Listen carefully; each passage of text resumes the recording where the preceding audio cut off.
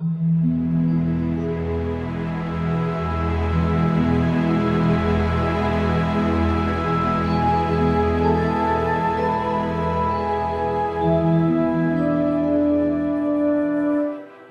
guys, welcome to the third episode of Painting Pretty with Kristen Lynn Art. In today's episode, we're going to do a step-by-step tutorial on how to paint this painting. This is a really great beginner's level tutorial that you can use with either oil paints or acrylic paints.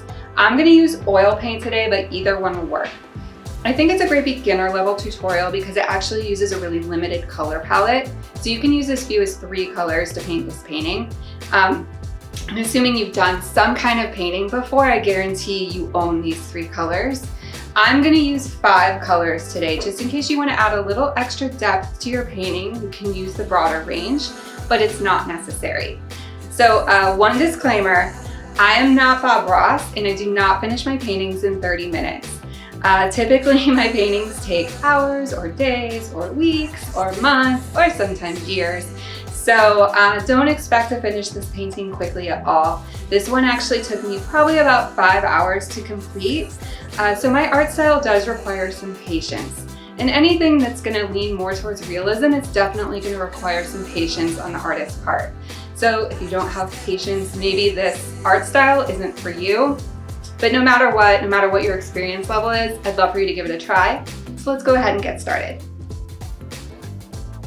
Today, I'll be painting on an 11 by 14 birchwood panel. To prep the panel, I sanded it and then I covered it in a layer of acrylic primer, followed by a few layers of clear gesso. We'll be using a few different brushes today. The brushes on the left are the Blick Mega brushes. These are filberts. I have a size 50 and a size 30. And these are honestly my favorite brush. I use them as dry brushes to get the smooth blended effect on my clouds. They're really soft brushes, like makeup brushes, and quite honestly, they are my favorite brush. Up next, I have 2 different sizes of round brushes. There's a size 12 and a size 16. This is what we'll be using for the bulk of the painting today. Then we have a liner brush. Really any liner brush will do here, and you're just going to use this mostly towards the end of the painting to lay in some of the details and highlights.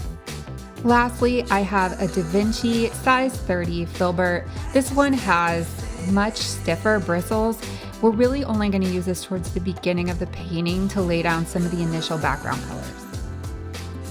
And now on to our paint colors. The 3 main colors you're going to need for this painting are titanium white, cadmium orange, and cobalt blue.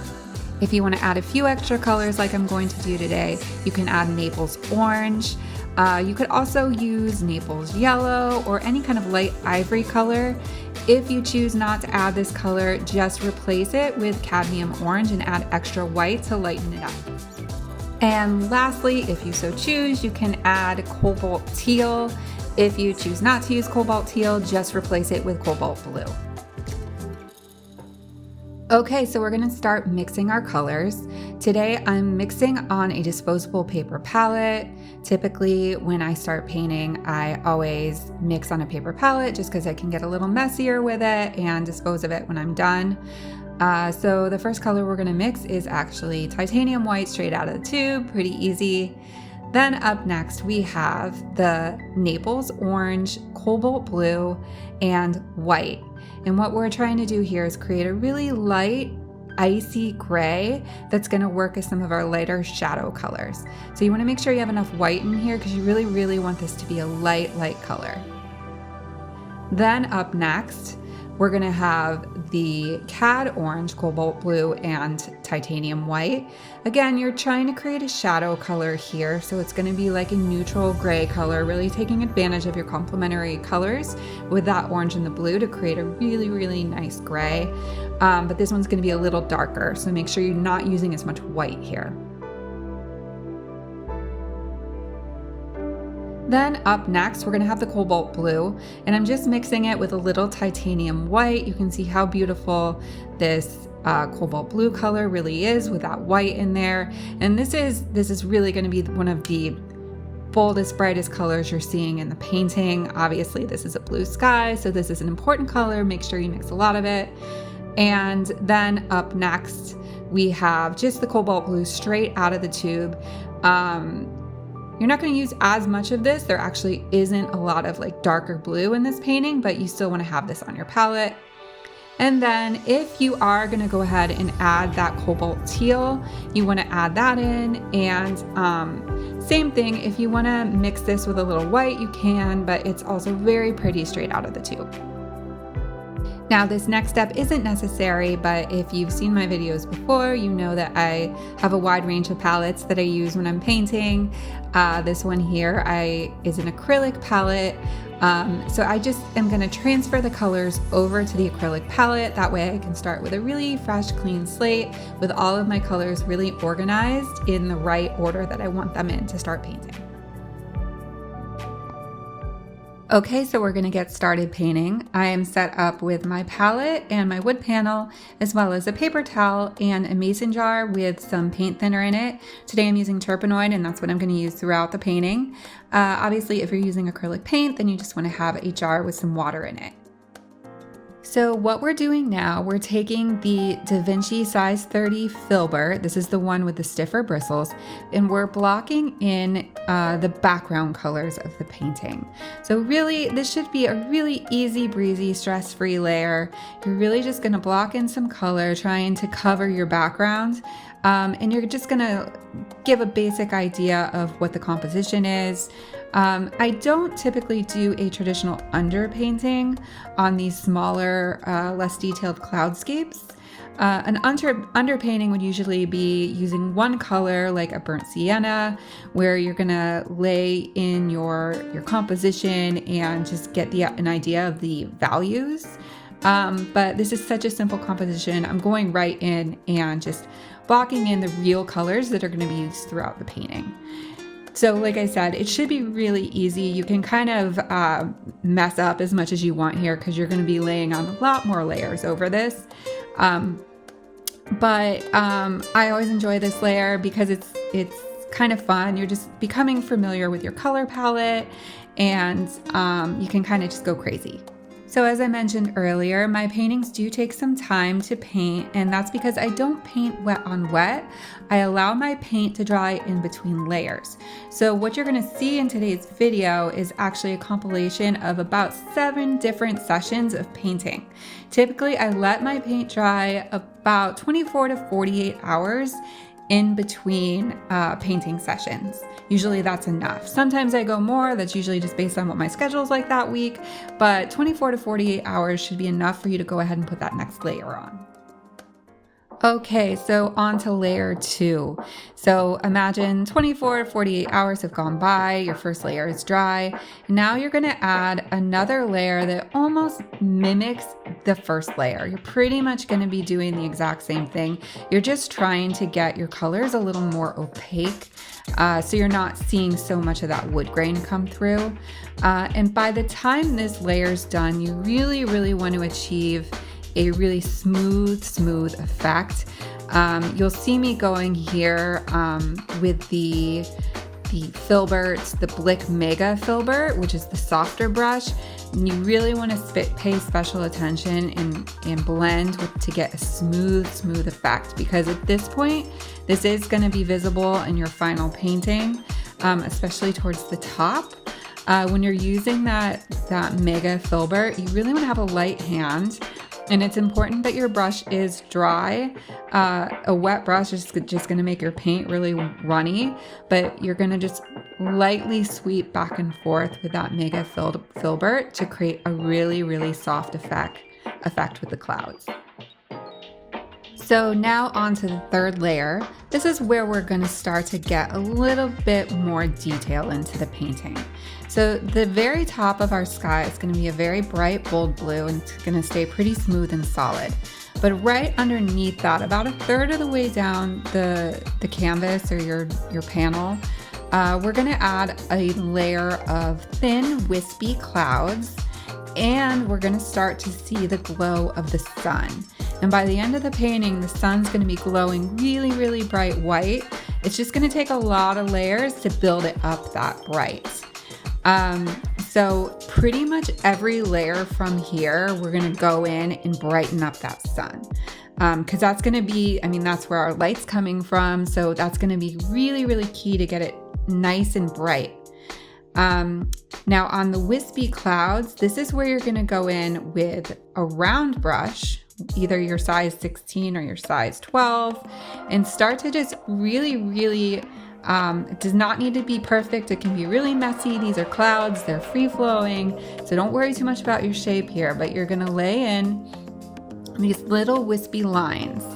And then you're going to take your other round brush, the dry one, and start to blend them in. So they're really kind of fading into the background. And you want to blend them until the edges are so smooth that you don't see the edges anymore.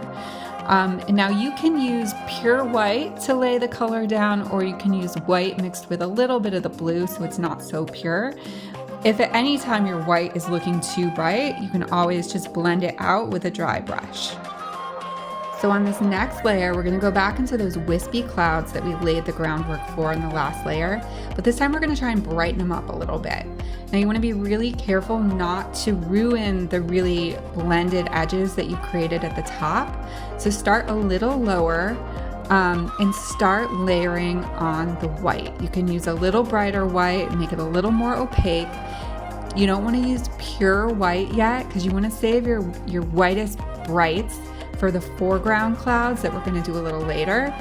But you can start to layer on these colors just to brighten up these clouds a little bit, and you can leave some areas a little darker, some areas a little lighter, just to start creating a little bit of subtle dimension in your clouds.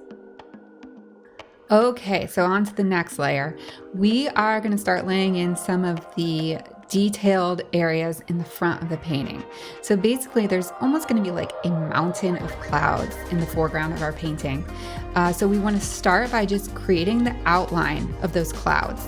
So you can make these any shape you want to, but you can see as I start to do this, it really does look like a mountain. And I'm going to start to lay in some of the highs and the lows and the shadow areas. This is where you're really going to start to use some of those gray colors you mixed as well.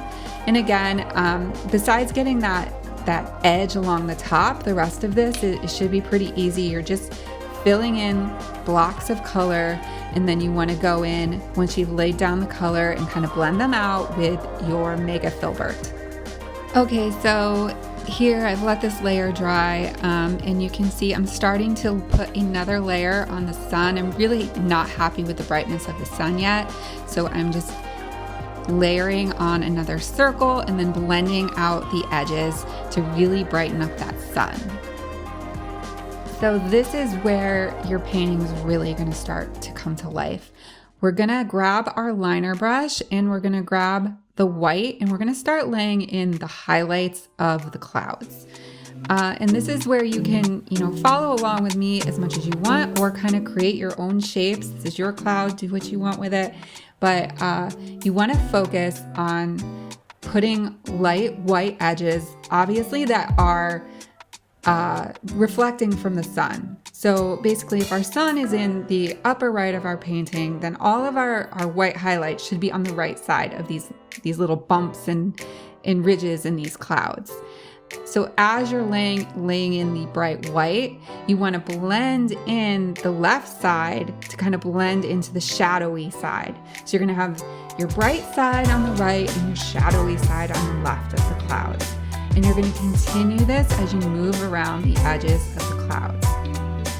I always start at the top of a cloud shape and then I work down. Typically, and you'll see as we move along a little further, you're going to continue to want to build clouds in front of clouds. So you always want to do the things in the foreground last. So anything that your clouds are in the background, you want to do those first and then build forward. So we're starting to work our way forward. We've kind of worked on that top layer of the clouds, and now we're working our way forward, building towards the foreground. And we are using pure white to paint, but we're still blending it out quite a bit. You're not reaching that lightest value of the white yet, and that's okay. This isn't your final detail layer. You're really still just kind of laying in the groundwork for this cloud mountain that we're building. It's really still just basic shapes, and then we will add a final layer at the end where you really get into the nitty-gritty details. So don't worry so much Not everything needs to be perfect at this point. We still got a few more layers to go. So we're continuing to move forward on our cloud mountain here. So in the lower right, things are really in the foreground now. You're going to have a lot of your bright whites here. And then as we move towards the left of the painting, this is going to be a little bit more of the shadowy side of the cloud. If you think about it, we have this really, really high part of the cloud on the right-hand side, and that's actually blocking a lot of the sun that could be reaching the left side of the painting. So you're going to have a lot more of the shadows. So here's where you're going to want to take advantage of your cobalt blue, like the darkest cobalt blue you have on your palette, as well as that darker gray color you mixed. You really, really want to take advantage of your grays and your complementary colors, basically, to create the interest in the painting. It's really those more neutral shades and shadows that make the brighter colors pop. If you used all your bright, pure blue for the whole painting, you'd really lose a lot of the interest. So it's all about complementary colors. And once you learn how to make those right, it's going to make all of your artwork come to life. And now this is my favorite part of any painting, the final touches, the highlights. This is where you want to go into your pure white and add all of the final details and highlights onto your cloud. So anything that is really, really getting the most light from the sun, especially the parts of the cloud that are at the top or any of like the really high peaks of the clouds, those are the ones that are really going to be getting that sunlight. So you want to make sure they get the pure white on there.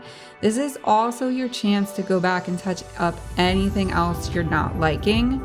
Typically at this point in the painting, I see things that maybe weren't blended smooth enough, or I see something that needs to be a little darker or lighter. This would be a good point to go back into the sun and make sure you have it at the right brightness for what you were trying to achieve. But this is really all your final touches here come at this step.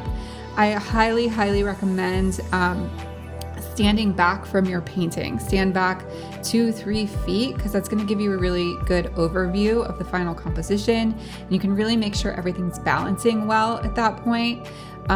If something's not balancing right, sometimes a simple highlight or shadow, really small tweaks like that can make a huge difference in the final balance of the painting. So don't rush this step, take your time, even step away for a day. Sometimes I finish something and then I go back and look at it the next day and realize I need to tweak a few more things. So I don't even clean my palette yet or anything until I've come back to look at it the next day and make sure I love it. And there you have it, a finished cloudscape. If you're working with oils, make sure you let it dry 2 or 3 weeks ideally before you varnish it. Thank you so much for joining me, and I will see you next time on Painting Pretty with Kristen Lynn Art.